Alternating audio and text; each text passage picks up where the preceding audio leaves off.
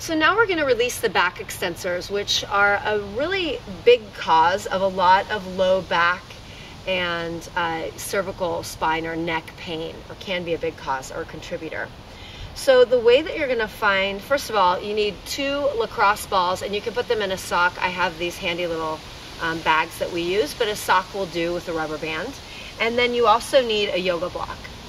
So we're going to find this spot by rounding our back as much as possible, and the part that sticks out most is the belly of the back extensor. So once she's found the spot, she's going to scooch forward a tiny bit and then lay back on those balls.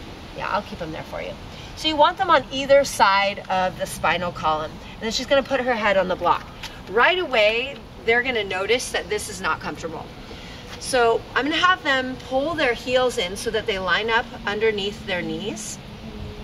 And they're going to raise their hips just a hair off the ground as they inhale, and then put their hips back down, exhale. Even less, Gentry. Just a tiny bit. Inhale, yeah, and exhale. 2 more times like that.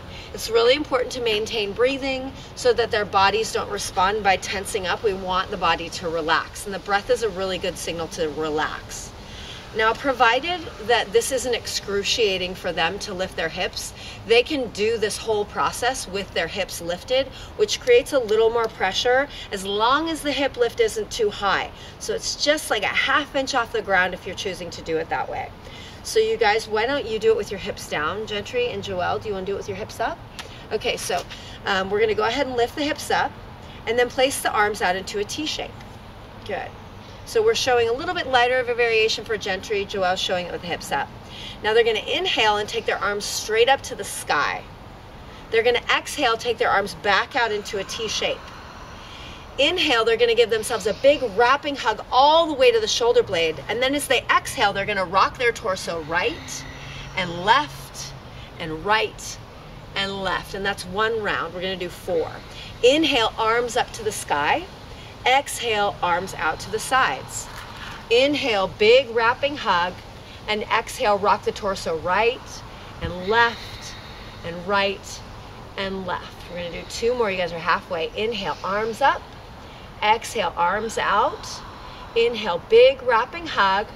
Exhale, rock it out. You're probably noticing right now that it's getting a little deeper, that one side's a little tighter than the other maybe. And last round, inhale, arms up. Exhale, arms out. Inhale, big wrapping hug, and then exhale. 4, 3, 2, and 1. Now, in order to get out of this release, you don't want to lay on these balls for very long because you're going to feel like you have had 2 balls in your back for too long.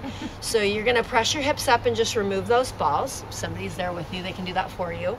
And then you're going to stay down and release the head. You really want to lay in what's called Savasana or corpse pose after this. So to go ahead and take your legs straight, let your legs just fall out and open your palms so that they're facing the sky. And you want to sit in this position to let the body reset just for, you know, as long as you can really, but maybe for about a minute or so that you can allow the shoulder blades to reset a little bit. So that's the back extensor release.